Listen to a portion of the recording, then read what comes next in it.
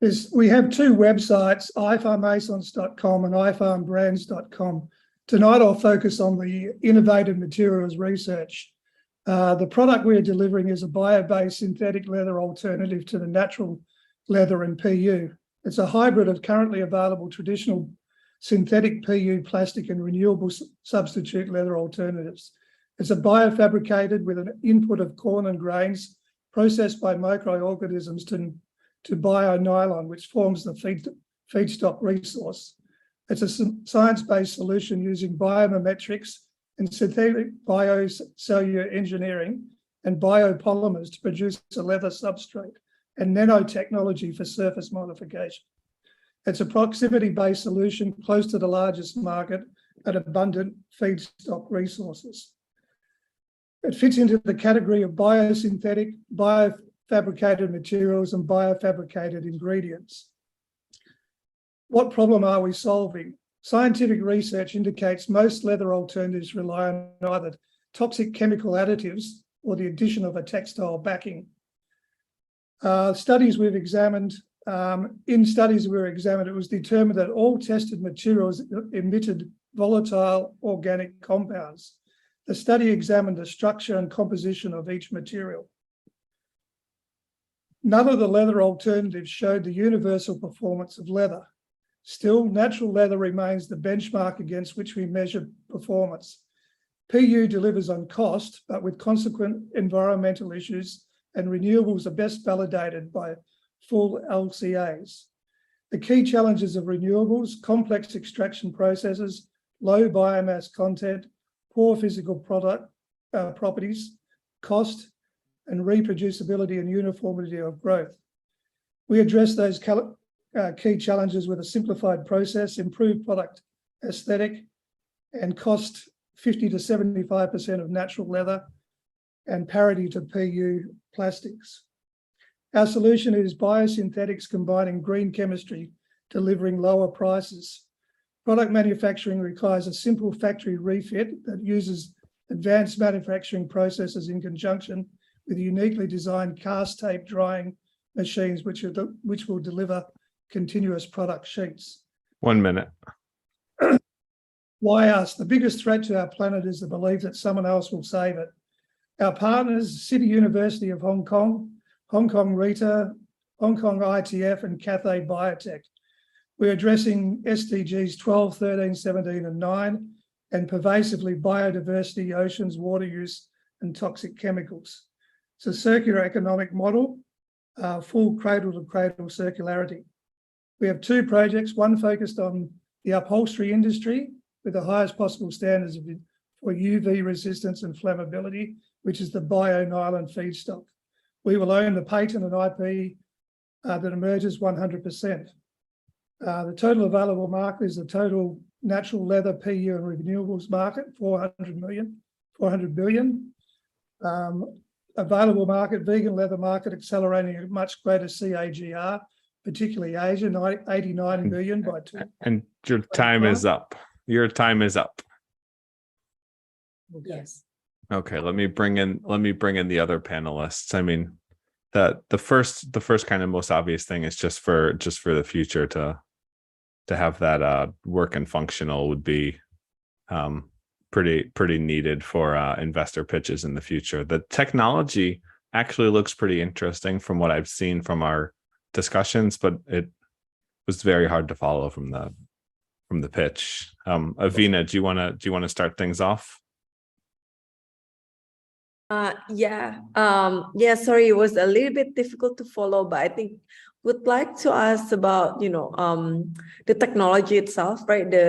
How do you make the vegan leather, and what sets you apart compared to others who are making similar technology as well? Well, it's based on science, bringing together biotechnology, synthetic biotechnology from microorganisms, from working on corn and grains to develop a leather substrate, which is very similar to leather. A lot of the other competitors in the marketplace actually have a a biomass structure on top of a textile base. We are actually producing the whole substrate of the product. Okay. Does that improve the quality somehow of the product? Yes, of course, because in the market, actually, the vegan leather, which is for biodegradable, actually, which is only two in the market, which is Mycelium, also the mushroom, you know, and then also Mirum in USA. But they are actually is flammable, and then they are for automotive, but they are not. They cannot for public transport because they can be used for private car, but it's not for public transport because they are flammable. But our product, our leather is inflammable. And actually, I prepare the video to show you 5 seconds. They can stop. You know, when you burn it, you know, 5 seconds. The vegan leather will stop flaming, something like that. You know, yeah. And also, we are doing 100% bio-based, but which is in the markets only two is 100% bio-based, but this one actually the cost is half than Mirum or Mycelium, at least half. Yeah. I'm wondering, maybe I missed it in the pitch, like what stage are you in right now? So are you already selling these products? Are you currently developing it, or where exactly are you at? In the lab side and lab sample at the moment. So we actually, maybe I explain more. This is actually the project I developed, you know, from my final assignment of climate change course of Cambridge CISL, University of Cambridge. I studied the course in last year, and then I get a final assignment 100%. So that's why, and once I get that smart, yeah, that's great.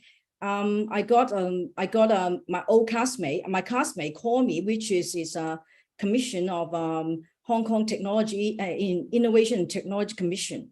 So she called me, and then I showed the assignment to her, and then she's very interested, and then linked me up to Hong Kong Innovation and Technology Commission, and then also Rita, and then they linked me up to scientists in City University of Hong Kong. Then they think that is really cool. Then that's why we all together bring it to life, the project. And then, sorry, my English is a little bit slow, okay? And then sorry. And then I link up with ITF. That means I get the fund with Hong Kong, the Hong Kong government, Hong Kong Innovation and Technology Commission. They back me this, and then I tell them that this is my copyright, so that's why I need to have the IP, so they allow me and then fund me half, you know. Then, because the ITC, they only fund the vegan leather for automotive industry. So they are not, because the program is only one category. So that's why they said you should go to Hong Kong Science Park to do the fashion and furniture, that category application. So I also apply for the incubation program at the moment, and then I already passed the DD. And then 2 weeks later, I'm going to have a panel meeting with Hong Kong Science Park, you know, something like that. So actually, we already have the lab sample from CTU University of Hong Kong, and then and then we're starting to make it how to say that pilots, you know, prototype in the Hong Kong Science Park. At the moment, we are, because in the university, and then they have a smaller machine to do the lab test, or the lab sample, but the lab sample already released to me. And actually, I want to show you, but I couldn't share the screen. You know, it's inflammable. That means that when you burn it, they will automatically stop, you know, burning within 5 seconds, which is never non-flammable. non-flammable. So that's Okay. the difference. Inflammable, yeah. So that's why the difference, you asked me, the difference is none of the vegan leather in the world can apply for how to say public transport. If you want to put on the public transport, there's another standard that no one is doing, but we already have test. A lab sample can do it, Maybe later I can share the pitch deck or the video to Mac, they can show you, and then and also even we only have the lab sample, we already have a lot of people interested in it, and then waiting for the sample release, to them, and then they place order, something like that. Okay. So, any question you want to ask? Is leather not flammable? I don't understand why flammability is different between vegan and non-vegan leather. Because leather and vegan leather in the world is flammable, but our leather is non-flammable. When you burn it, 5 seconds, they will stop burning, So if you, yes. So that's why our vegan leather is really why use it in the public transport. So that's why I'm Chinese, I'm from Hong Kong. So that's why I already present to some big company public transport company in Shenzhen or in China. They are really, really interested in it. They never heard about it, Is there no leather in public transit because it burns, or is it because it's way more expensive than the alternative? No, because actually the standard for public transport, the leather, for the car seat, the standard for public transport should be non-flammable, but no one can do it at the moment. Leather is flammable, and then also all the other bioleather is flammable. PU, of course, fossil-based is flammable. Okay, so that's why when ITC they put the standard of the project, they said this should be non-flammable. Yeah. So interesting, right? Yeah, I'm wondering what other tests you do other than flammability. Do you have a life cycle assessment on the product, Yes. for example? Yes. How is the result? No, it's we just starting the R&D at the moment. So if life cycle assessment should be complete, so we're just starting. We just we maybe 1 or 2 months, we just signed the agreement 1 month ago, but the lab sample we did it before we showed the ITC. We showed the Technology Commission that we did it already. So that's why we approved to go forward on the project. Hong Kong government, they're not easy to give you that money. You really need to do a lot of things to get that money from the government, but did it already. Yep. Yes. So there's basically two projects. The first one is the one we have with the Hong Kong University, which has been, we have a contract with them that's a $400,000 project. They've contributed, the government has contributed 200,000. We need to match the funding of that. There's a separate project that's for the automotive industry. The second one is for fashion, furniture, sporting goods. Similar arrangement, 200,000 we're applying with Science Park, a contribution of 200,000 from ourselves.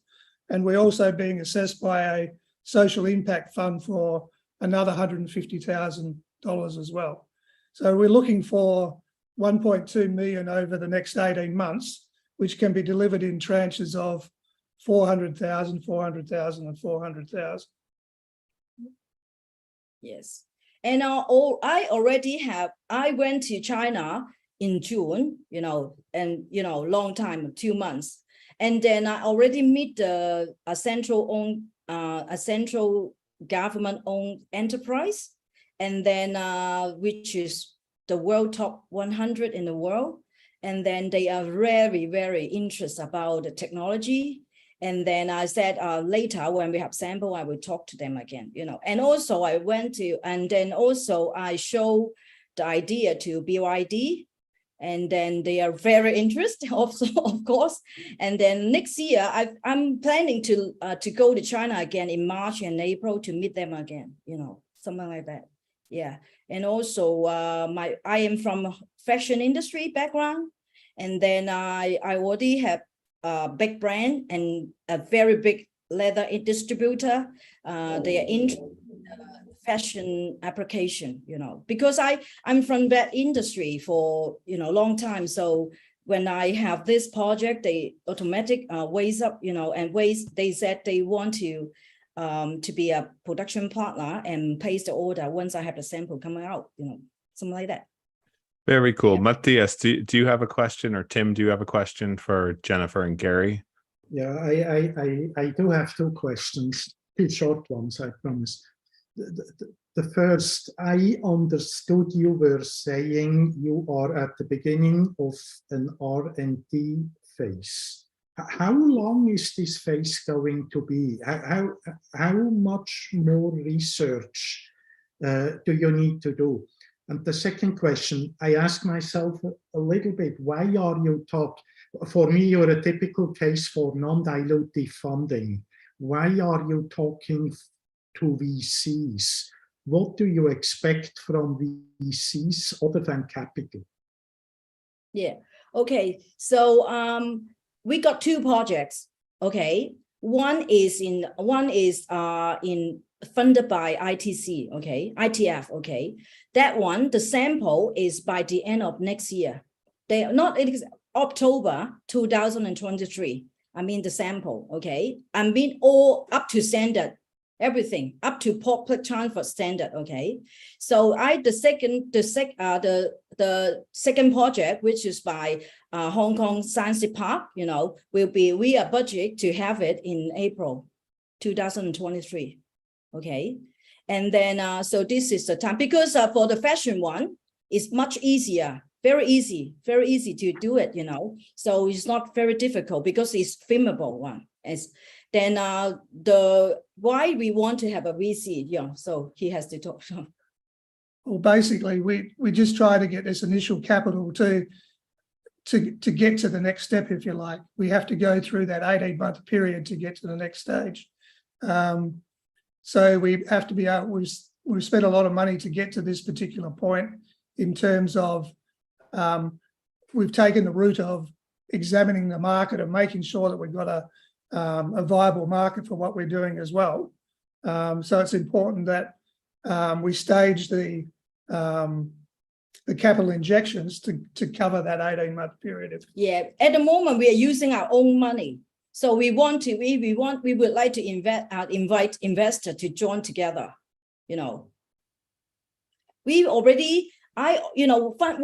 I already spent like 2 years to build this everything. So that's why I think it's time to invite investors to join us. Yeah. And speaking of investors, Tim, do you have one question for the team? I know, not really. I think also it's going to be really interesting just to see for you guys on the funding side. I think there's a lot of potential, like Matthias already mentioned, like for non-dilutive funding.